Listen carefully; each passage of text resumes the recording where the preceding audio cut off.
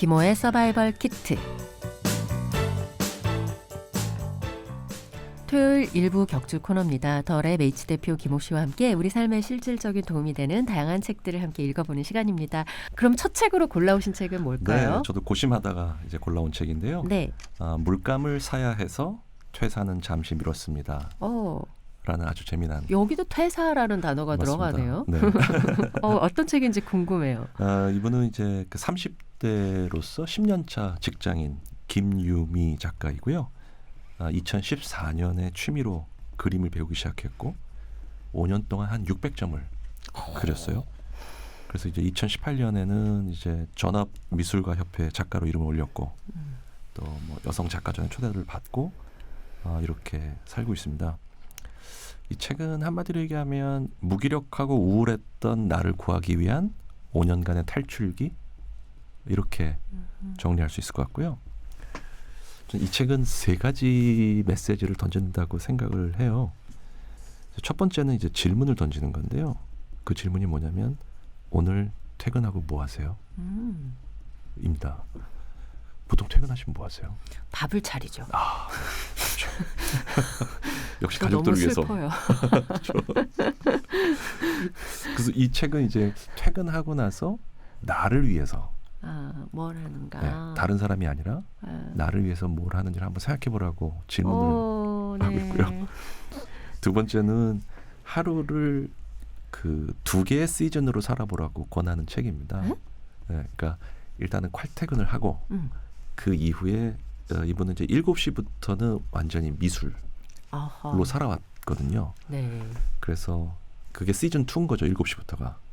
네, 그래서 그 하루를 이렇게 2개의 시즌으로 직장에서 삶이 있다면 직장 바깥에 나만을 위한 삶을 한번 살아보라라고 얘기하고 있는 거고요. 저는 이 책에서 가장 밑줄을 세게 긋고 싶은 문장인데요. 그 사람이 어떤 사람인지 알려면 혼자만의 시간을 어떻게 보내는지 보라. 네. 네네네. 그래서 저도 그러니까 내가 인생에서 뭘 하고 싶은지를 고민하는 분들에게 보통 추천하는 게 혼자 있을 때 내가 뭐 하는지를 잘 살펴보라라는 거거든요. 그래서 그런 메시지들을 이제 가지고 이번에 이제 경험을 그 얘기를 하는 책인데요. 첫 시작은 이제 이분이 원래는 굉장히 관계에 이렇게 뭐랄까요 의존하는 혼자 있는 걸 너무 싫어하던 사람이었어요. 네. 그래서 본인이 이제 석천 호수가 쪽으로 이제 이사를 간 이유도 그 함께 맨날 석천 호수를 산책하던 친한 언니가 거기에 살았고 자전거를 같이 타는 친구가 거기 있었기 때문에 간 거예요. 네네네. 그러니까 퇴근 후에 혼자인 시간을 너무 싫어했어요. 항상 누굴 만났고 항상 누가 부르면 나가는 그런 분이었던 거죠. 근데 이제 그 친한 언니가 이제 스페인으로 떠나고 아이고. 둘도 없는 친구는 직장을 일본으로 옮겼고 아이고. 이러면서 이제 혼자가 된 거예요. 네. 근데 이제 이 시간을 이제 못 견디었던 거죠. 그러다가 이제 직장에 있는 그 상사가 수영을 해보라고 그래서 그 상사랑 같이 셋이서 수영을 한 1년간을 이제 하게 됩니다. 근데 이제 그 팀장님 떠난 거예요. 그러다 보니까 이제 이거 아무래도 혼자서 할 거를 찾아봐야겠다. 그래서 이제 3가지로 압축이 되는데요. 사진, 탱고, 크로스핏이었어요. 근데 이제 하다 보니까 자신은 이제 사진 찍는 것보다는 찍히는 걸 더 좋아한다는 걸 알게 됐고, 그다음에 이제 춤은 낯선 사람들과 추는 게 이제 너무 어색했고, 크로스핏은 실은 이제 짝사랑하던 남성 때문에 이제 갔던 건데. 근데 죄송한데 크로스핏이 뭐예요? 이렇게 같이 모여서 이렇게 막 운동하는 거 있죠, 막 격렬하게. 맞죠? 네네. 그렇죠? 네, 이렇게 막 돌아가면서 하는 그런 운동 있잖아요. 막 이렇게 그렇죠, 하나씩 점핑해가면서 하는 거예요. 맞아요. 근데 이제 이 크로스핏을 갔었던 이유인 이 짝사랑남이 크로스핏을 잘하는 여성과 이제 사귀게 되고 그러다가 이제 그 이분이 자기가 그 다시 돌아보게 되는 거죠. 그래서 질문을 바꾸게 돼요. 그동안 하고 싶었지만 핑계를 대면서 내가 하지 못했던 게 뭘까? 그러고서는 결국은 돌아서 그림을 그리고 싶다라는 걸 찾게 돼요. 그래서 이제 2014년 여름부터 집에서 10분 거리에 있는 작은 화실을 찾게 되죠. 그리고 거기에서부터 이제 새로운 자기 어떤 그 기쁨 그리고 그 시간이 너무너무 소중한 시간이 이제 그 되는 겁니다. 그래서 그 전에는 사실 거절도 못하고 친구들이 부르면 항상 나가곤 했었는데 이 화실을 다니면서 처음에는 사실은 거절이 힘드니까 거짓말을 했어요. 그러니까 뭐 약속이 있다 뭐 이러다가 이제 그림에 대한 애정이 아주 확실해지면서 아, 이제 얘기를 하기 시작해요. 네, 나 그림 그리러 가야 돼. 맞아요. 음. 네. 그러다 보니까 너무 얄밉게 잘하시네요. 근데 이제 친구들도 이제 그 시간을 이제 인정해 주는 거죠. 그래서 토요일도 뭐 5시까지 화실에 있으면 그 이후에 만나고 그렇죠. 이렇게 된 거죠. 제 그림 그리니까 우리 저 8시 이후에 만나야 돼. 뭐 이렇게 나오는 거죠. 맞아요. 네. 그래서 매일을 7시부터 10시까지는 화실에서 보내게 되고 핸드폰을 찾지 않고 1시간 동안 집중할 수 있는 대상이 그림이 된 거예요. 저 1시간 동안 핸드폰 안 볼 자신이 저 없거든요. 주무실 때. 아니, 맞아요. 그거 빼고는. 그렇죠. 그래서 이 화실에서 굉장히 다양한 사람들을 만나게 됩니다. 그래서 20대에서 우와. 70대까지. 그래서 한 번은 이제 일요일 아침에 화실을 나갔더니 자전거를 타고 1시간 넘게 달려서 화실에 아침 8시부터 그림을 그리는 정년을 앞둔 고3 선생님이 계신 거예요. 그리고 또 화실에는 그 60대의 그 학생을 보면서 나도 60대부터 그렸으면 얼마나 좋았을까 하는 70대 노인을 보게 되고 또 자기는 이제 30대니까 20대의 그 화실의 학생들을 보면서 내가 조금 더 빨리 찾았다면 네. 이렇게 이제 아쉬워하게 되는 거죠.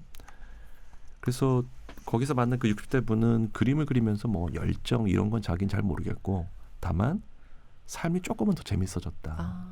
그것만으로도 얼마든지 충분히 만족스러운 거죠.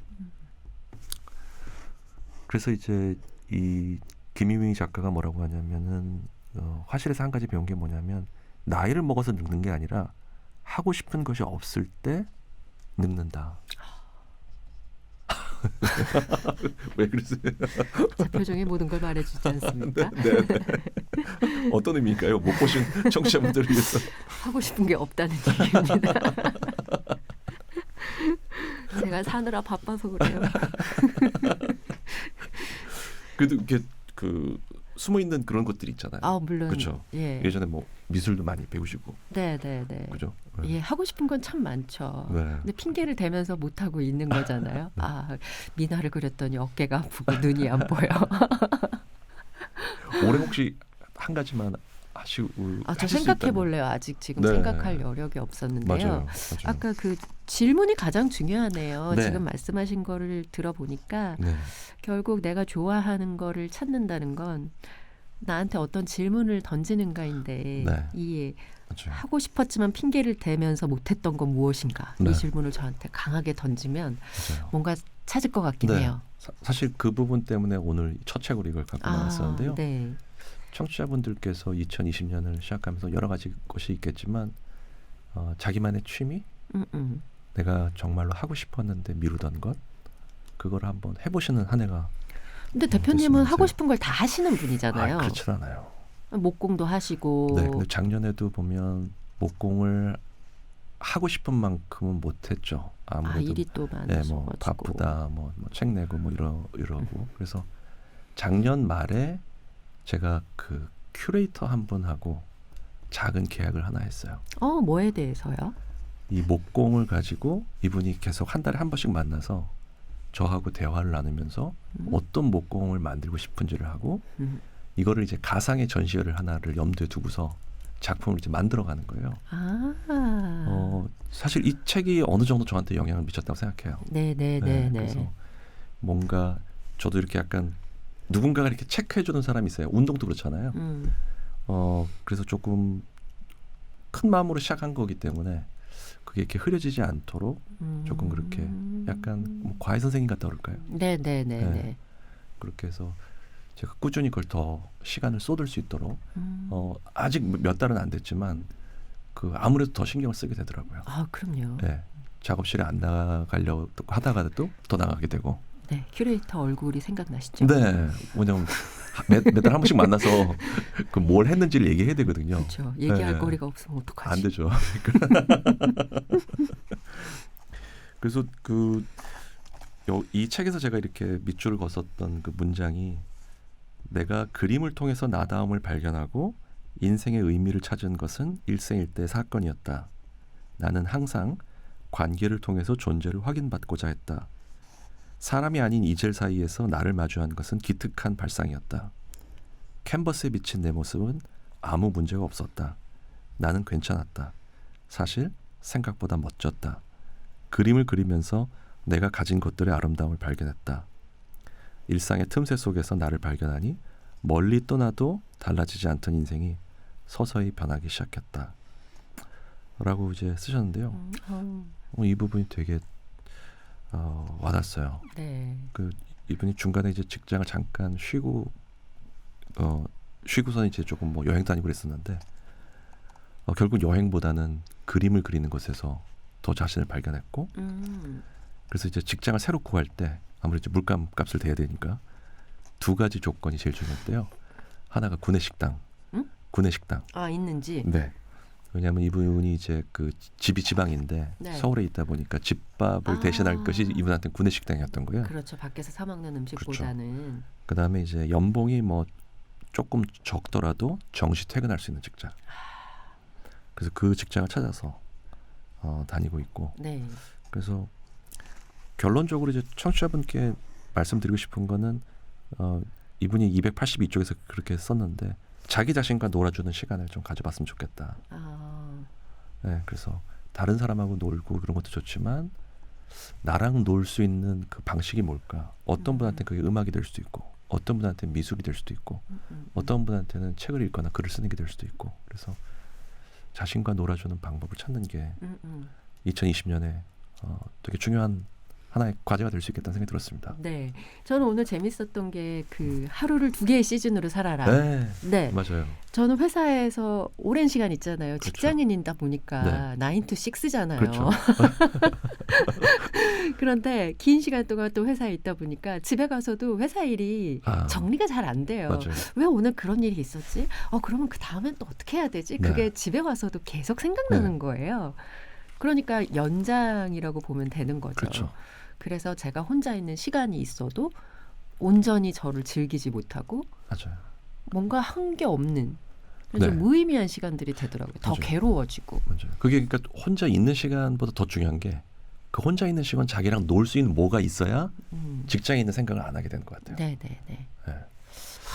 뭘 하고 놀아야 될까요? 한번 찾아보죠. 네, 그럼 올해 제 목표는 제가 과연 뭘 하고 싶은지, 뭘 하면서 놀고 싶은지를 한번 찾아보고 그렇죠. 하반기에는 좀 본격적으로 달려보는 걸로 하도록 하겠습니다. 새해를 맞아서 정말 청취자 여러분들한테도 많은 도움이 될 것 같습니다. 한번 꼭 읽어보시기 바랍니다. 물감을 사야 해서 퇴사는 잠시 미뤘습니다. 김유미 작가의 책이었습니다. 자, 오늘도 감사합니다. 감사합니다. 네, 지금까지 김호 대표님과 함께했습니다.